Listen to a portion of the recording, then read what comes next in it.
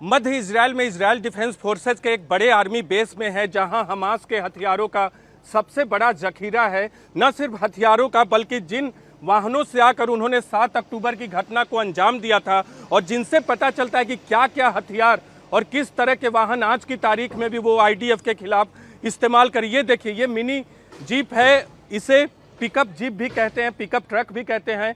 और इस तरह के वाहन के साथ हमास के आतंकवादी यहां पहुंचे थे 7 अक्टूबर को।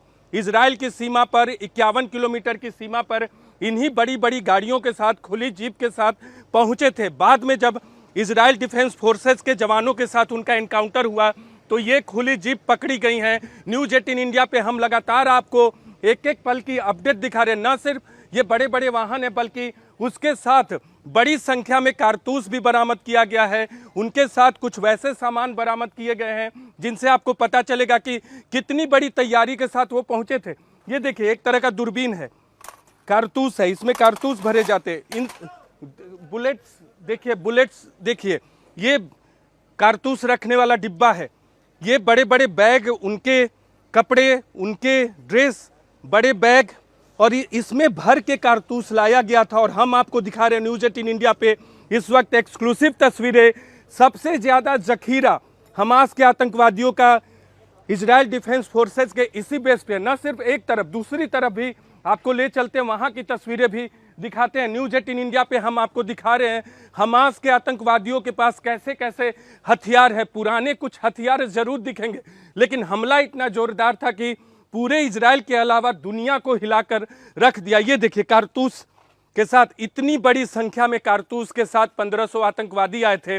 बड़े बड़े बैग, उनके कपड़े बरामद किए गए हैं। जब आतंकवादियों से लोहा लिया आईडीएफ के फोर्सेज ने, तो उनके कपड़े बरामद किए गए और इन्हें रखा गया है तमाम दुनिया को दिखाने के लिए, ताकि पता चल सके कि कितना हमला जोरदार था, कितनी बड़ी तैयारी थी। लगातार हम आपको पीछे भी दिखा रहे हैं, एक बार फिर उधर वाहन रखा हुआ है। लेकिन अभी हम आपको दिखाएंगे कि किस तरह के हथियार हमास के आतंकियों के पास है और मौजूदा वक्त में वो इस्तेमाल कर रहे हैं गाजा बॉर्डर पे, गाजा के अंदर इजराइल डिफेंस फोर्सेज के खिलाफ। और अंदर हम आपको लेकर चलते और यहाँ दिखाते हैं, यहाँ की तस्वीर आपको बताएगी कि आखिर कितनी बड़ी संख्या में हथियार है। और ये हथियार बहुत कम प्रतिशत में है जो 7 अक्टूबर को लेकर आए थे।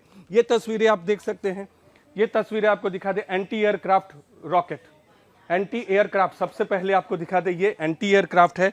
ये AK-47 बड़ी संख्या में, सैकड़ों की संख्या में आपको AK-47, पुराने जरूर हैं, लेकिन 1500 आतंकवादी आए थे और सबके हाथ में लगभग ये AK-47 था। इधर जैसे जैसे आप आगे बढ़ेंगे आपको दूसरे हथियार भी देखने को मिलेंगे। मशीन गन आपको यहाँ देखने को मिलेगा।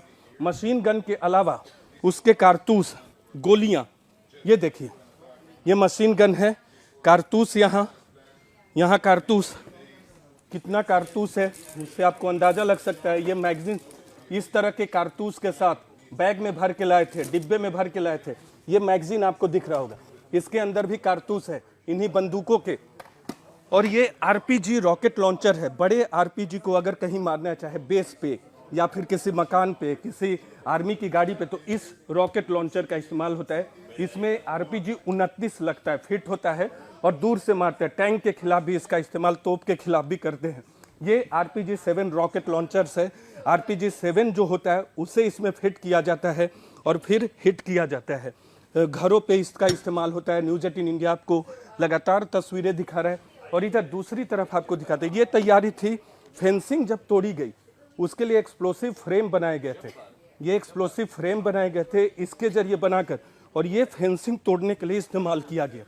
ये आपको दिख रहा है, जो फेंसिंग इसी से तोड़ा गया था जिससे किबुज में घुसे थे। 51 किलोमीटर की सीमा में एक के बाद एक आतंकवादी घुसे इसी के जरिए। और इधर आपको RPG, इन्हीं RPG का इस्तेमाल रॉकेट लॉन्चर्स में किया जाता है। बड़े छोटे हर तरह के RPG आपको दिख रहे होंगे। इधर देखिए, इधर आपको माइंस दिखेगा। न्यूज 18 इंडिया आपको दिखा रहा है, कुछ रशिया में बने हैं, कुछ नॉर्थ कोरिया में बने हैं। और ये RPG-7 है। अलग अलग इस्तेमाल इसका होता है। माइंस आपको, ये घरों में फेंका जाता है।